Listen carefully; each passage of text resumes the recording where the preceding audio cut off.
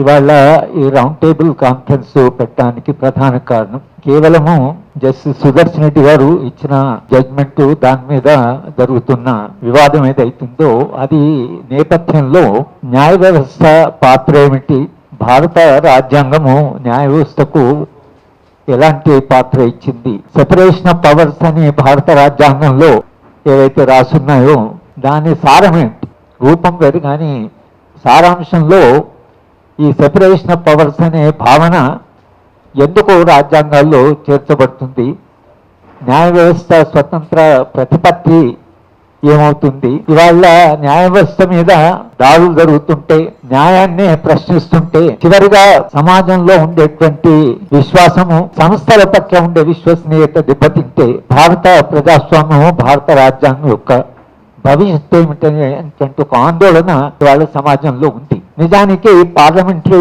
డెమోక్రసీలో దాని రావడము, పార్లమెంటరీ డెమోక్రసీ రావడానికి ఉన్న సందర్భం వేరు. కానీ బ్రిటన్లో పార్లమెంటరీ డెమోక్రసీ వచ్చిన తర్వాత పుస్తకాలు చూస్తే మొదట పార్లమెంటరీ డెమోక్రసీ అని పుస్తకాలు వచ్చేవి, ఆ తర్వాత క్యాబినెట్ సిస్టమ్ ఆఫ్ గవర్నమెంట్ అని పుస్తకాలు వచ్చాయి, ఆ తర్వాత ప్రైమ్ మినిస్టీరియల్ గవర్నమెంట్ అని పుస్తకాలు వచ్చాయి. అంటే పార్లమెంట్ అధికారము క్యాబినెట్ కు, క్యాబినెట్ అధికారము ప్రధానమంత్రి, ఇలా ప్రజలు ప్రాతినిధ్యం వహించే పార్లమెంట్ నుంచి క్యాబినెట్, క్యాబినెట్ నుంచి ప్రధానమంత్రి, ఇది బ్రిటిష్ ఎక్స్పీరియన్స్. కనుక పార్లమెంటరీ డెమోక్రసీలో executive power, parliament power combine అయ్యాయి. ఎందుకంటే ఎగ్జిక్యూటివ్ పార్లమెంట్ నుంచి వస్తుంది, దాని పవర్ పార్లమెంట్ నుంచి వస్తుంది, మెజారిటీ పార్టీ ఉంటుంది, మెజారిటీ పార్టీ క్యాబినెట్ ఏం చెప్తారా, పార్టీకి ఉండే పాత్ర ఎంత అనేది అది కొంత అనుమానాస్పదమే, కానీ పవర్ మధ్య అనేటువంటి వాళ్ళు కంట్రోల్ చేస్తుంటారు. పార్లమెంటు ఎగ్జిక్యూటివ్ కంబైన్ అయితే ఆ ఇద్దరు కలిసి ఒకవేళ భారత న్యాయ వ్యవస్థని ప్రశ్నించి వాళ్ళు ఇచ్చే జడ్జిమెంట్ ప్రశ్నిస్తే పరిస్థితి ఏమిటనేటువంటి ప్రశ్న ఇవాళ ప్రధానంగా మనము చర్చకు పెడుతున్న నేపథ్యం ఏదైతుందో, పార్లమెంట్లో ఎగ్జిక్యూటివ్ బ్రాంచ్ ఆఫ్ గవర్నమెంట్ స్వయాన హోమ్ మినిస్టరే ఒక నిర్ణయాన్ని ఆయన ప్రశ్నిస్తూ న్యాయమూర్తి యొక్క సొంత అభిప్రాయాలని న్యాయమూర్తి చేసిన దానివల్ల చాలా సమాజానికి నష్టం జరిగింది అని ఆయన ఒక కామెంట్ చేశారు. జస్టిస్ రజనీ గారు ఇక్కడ ఉన్నారు, న్యాయ వ్యవస్థ ఏం చేయాలి అలాంటి సందర్భంలో, ఎట్లా డిఫెండ్ చేసుకుంటారు, న్యాయ వ్యవస్థ తనని తాను ఎలా డిఫెండ్ చేసుకుంటుంది, వాళ్ళ మీదనే దాడి అయినప్పుడు న్యాయ వ్యవస్థ పాత్ర చాలా బలహీనపడిపోతుంది. ఇవాళ ఎవరు మాట్లాడడం లేదు, న్యాయ వ్యవస్థ మీద అంతా దాడి జరిగినా ఎవరు మాట్లాడడం లేదు.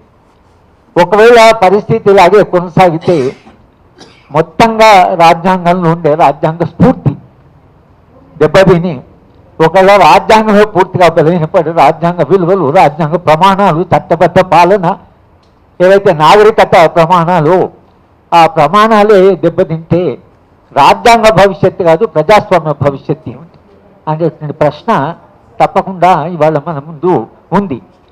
ఈ ప్రశ్నను కూడా అంతిమంగా ప్రజాస్వామ్యాన్నైనా, రాజ్యాంగాన్నైనా, రాజ్యాంగ విలువలనైనా కాపాడుకోవాల్సిన బాధ్యత పౌర సమాజం మీద ఉంటుంది.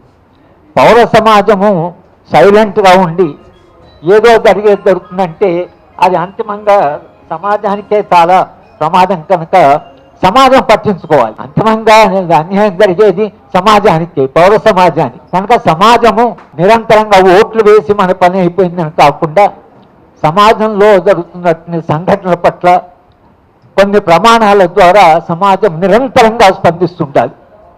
సమాజంలో చైతన్యవంతమైనటువంటి స్పందన లేకపోతే ఆ సమాజం యొక్క భవిష్యత్తు, ఆ సమాజం యొక్క ప్రజాస్వామ్య భవిష్యత్తు అది ప్రమాదంలో పడేటువంటి ఒక పరిస్థితి వచ్చింది. కాబట్టి ఇవాళ మనం ఈ చర్చ జరుపుతున్నాం. కేవలం సల్వాజున్ జడ్జిమెంటే కాదు, సల్వాజున్ జడ్జిమెంట్ నుంచి వచ్చినటువంటి, అంటే సల్వాజున్ జడ్జిమెంట్ మీద ఒక ప్రశ్న ఏమొస్తుందంటే, స్టేటు, రాజ్యము వైలెన్స్ని అవుట్ సోర్స్ చేయవచ్చునా, అంటే ప్రైవేట్ గ్యాంగ్లకి రాజ్యము బలప్రయోగ అధికారం ఇవ్వచ్చునా, అప్పుడు పరిస్థితి ఏమవుతుంది, రాజ్యమే ఏ రాజ్యం అయితే నియంత్రించాలో, ఏ రాజ్యం అయితే ప్రైవేట్ వైలెన్స్ నియంత్రించాలో ఆ రాజ్యమే ప్రైవేట్ వైలెన్స్ వల్ల ప్రోత్సహిస్తే అప్పుడు పరిస్థితి ఏమిటి అనేటువంటి ప్రశ్న కూడా ఇవాళ మన ముందు ఉంది. కనుక కొన్ని ఫండమెంటల్ క్వశ్చన్, కొన్ని మౌలికమైన ప్రాథమికమైనటువంటి సమస్యలు ఏవైతే ఈ జడ్జిమెంట్ వచ్చాయో వాటి మీద మనందరం చర్చిస్తే ఈ చర్చ ద్వారా అది మరీ సమాజంలోకి వెళ్ళిపోయి సమాజం కూడా విస్తృతంగా చర్చిస్తే దానివలన కొంత కాకుండా ఇప్పుడున్న ఈ కనీసం బలహీనపడుతున్న ప్రజాస్వామ్యాన్ని కాపాడుకోవడానికి ఇది కూడా పనికొస్తుంది అనేటువంటి ఉద్దేశంతో ఈ సదస్సు నిర్వహించడం జరుగుతున్నది.